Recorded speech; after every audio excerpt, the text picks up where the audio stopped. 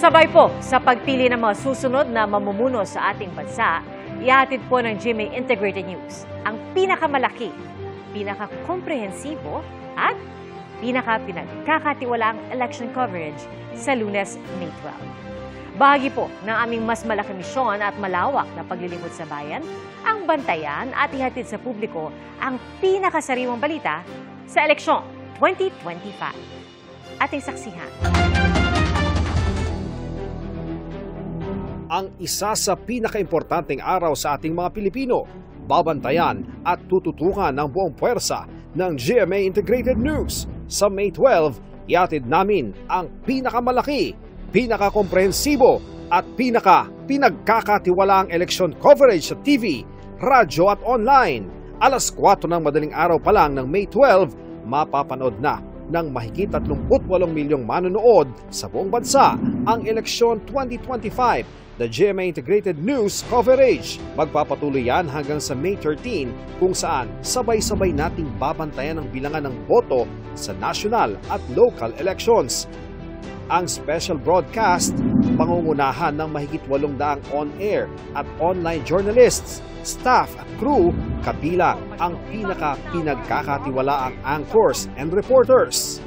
Katuwang din namin ang 60 election coverage partners, 7 GMA regional TV stations at 21 radio stations nationwide.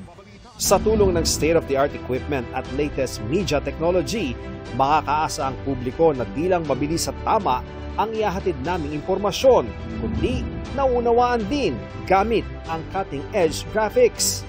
Bilang bahagi ng Local News Matters campaign, ihahatid ng mahigit 62 regional TV at digital news teams at stringers ang sariwang balita sa iba't ibang panig ng bansa. Magkakaroon din ng round-the-clock updates sa website at official social media platforms. Sa radyo naman, katuwang ng Super Radio DZBB ang 20 Super Radio at Barangay FM stations nationwide.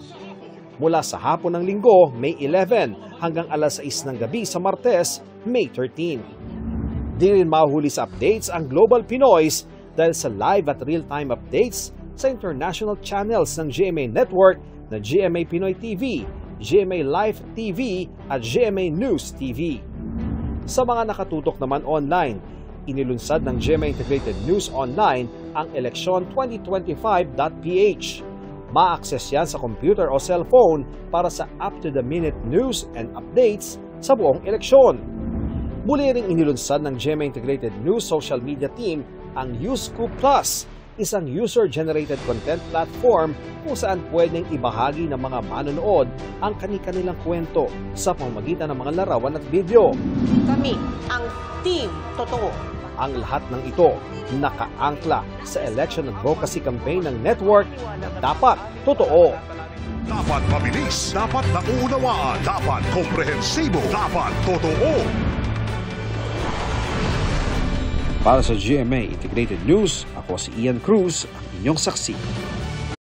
Mga kapuso, maging una sa saksi. Mag-subscribe sa GMA Integrated News sa YouTube para sa iba't ibang balita.